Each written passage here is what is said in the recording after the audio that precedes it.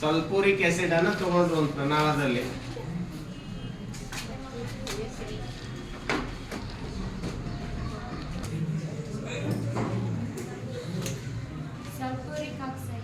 Sulphuric acid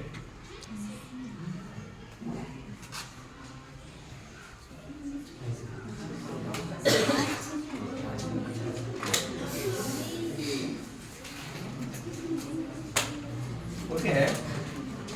ಇಲ್ಲಿ ಗಮನಿಸ್ರಿ ವಿದ್ಯಾರ್ಥಿಗಳೇ, ಒಂದು ಪ್ರಣಾಳದಲ್ಲಿ ನಾವು ಏನ್ ತಗೊಂಡ್ವಿ, ಸತುವಿನ ಚೂರು ತಗೊಂಡ್ವಿ, ಅದಕ್ಕೆ ಸಲ್ಫೂರಿಕ್ ಆಸಿಡ್ ಹಾಕಿದ್ವಿ. ಇಲ್ಲಿ ನಿಧಾನಕ್ಕೆ ಗುಳ್ಳೆಗಳು ಬರಾಕತ್ತಾವ. ಆ ಗುಳ್ಳೆಗಳು ಯಾವ ಗುಳ್ಳೆಗಳು ಅಂತಂದ್ರೆ ಹೈಡ್ರೋಜನ್ ಗುಳ್ಳೆಗಳು ಕಾಣಬಹುದಾ? ಹೈಡ್ರೋಜನ್ ಗುಳ್ಳೆಗಳು ನೋಡ್ರಿ. ಸತು ಸಲ್ಫೂರಿಕ್ ಆಮ್ಲದ ಜೊತೆ ವರ್ತಿಸಿ ಸತುವಿನ ಸಲ್ಫೇಟ್ ಮತ್ತು ಹೈಡ್ರೋಜನ್ ಗ್ಯಾಸ್ ಬಿಡುಗಡೆ ಆಗ್ತದೆ. ಓಕೆ, ಇದು ರಾಸಾಯನಿಕ ಸ್ಥಾನಪಲ್ಲಟ ಕ್ರಿಯೆಗೆ ಉದಾಹರಣೆ.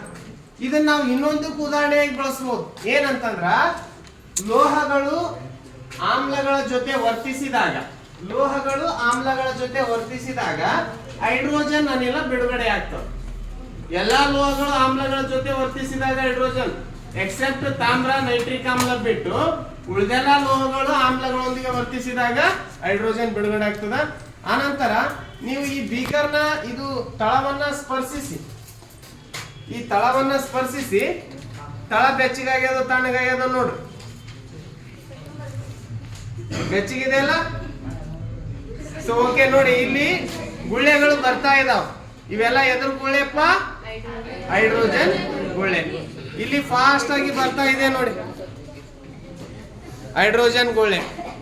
ಓಕೆ, ಲೋಹಗಳು ಸಲ್ಫೂರಿಕ್ ಆಮ್ಲದ ಜೊತೆ ವರ್ತಿಸಿದಾಗ ಅಥವಾ ಆಮ್ಲದ ಜೊತೆ ವರ್ತಿಸಿದಾಗ ಹೈಡ್ರೋಜನ್ ಅನಿಲ ಬಿಡುಗಡೆ ಆಗ್ತದೆ.